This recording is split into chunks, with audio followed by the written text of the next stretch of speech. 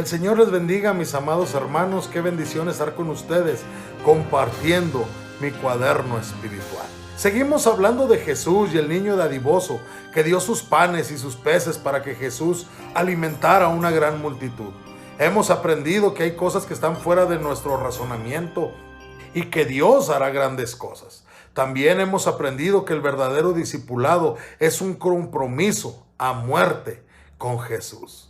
Mateo 22:29 dice: respondiendo Jesús les dijo: erráis, no conociendo las Escrituras ni el poder de Dios. El pasaje de hoy trata de una pregunta sobre la resurrección. Los fariseos creían en la resurrección, pero los saduceos no.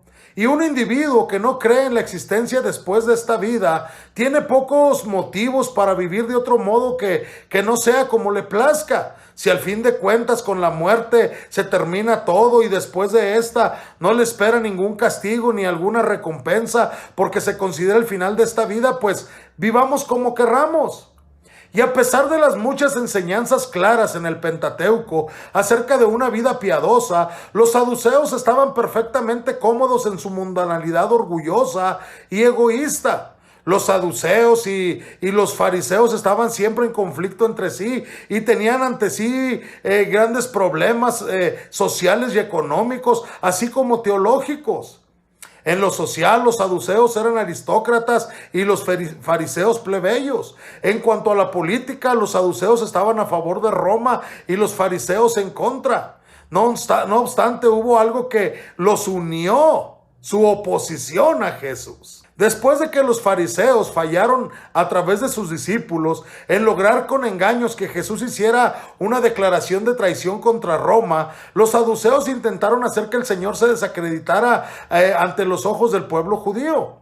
Al hacerle una pregunta que creían sin respuesta, planearon hacerlo quedar en ridículo, como tal vez en algún momento tuviera éxito con los fariseos preguntándoles lo mismo. Ellos creían que Jesús caería en sus patrañas y en sus engaños.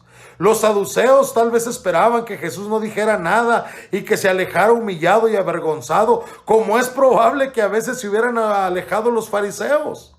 Entonces, respondiendo Jesús sin vacilación y de inmediato los puso a la defensiva, expresándoles: erráis. El único éxito que los saduceos habían logrado al ponerse contra Jesús era poner en evidencia su propia ignorancia para que todos en el templo vieran y oyeran. En realidad, el Señor estaba diciéndoles: ustedes están totalmente equivocados y no tienen ni idea de lo que están hablando. Errar significa extraviarse, deambular sin rumbo o estar engañado. Y en su forma, en este contexto, significa salirse personalmente del curso o alejarse de la verdad. A menudo el término transmitía la idea de estar desconectado de la realidad. Al igual que los fariseos, estos maestros falsos eran igual que los condenados por Judas.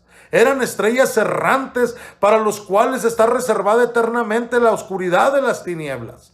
Y Jesús presentó a continuación dos razones por las que los saduceos erraban. Primero, ignoraban las Escrituras y segundo, ignoraban el poder de Dios.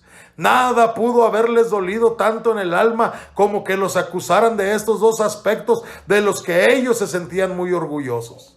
Entonces Jesús les explica por qué dijo esto.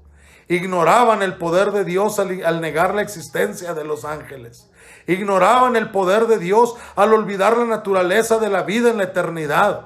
Ignoraban las Escrituras al desconocer que Dios es Dios de Abraham, de Isaac y de Jacob y que Él no es un Dios de muertos. Hermanos, Jesús nos ha enviado a ser discípulos a todas las naciones.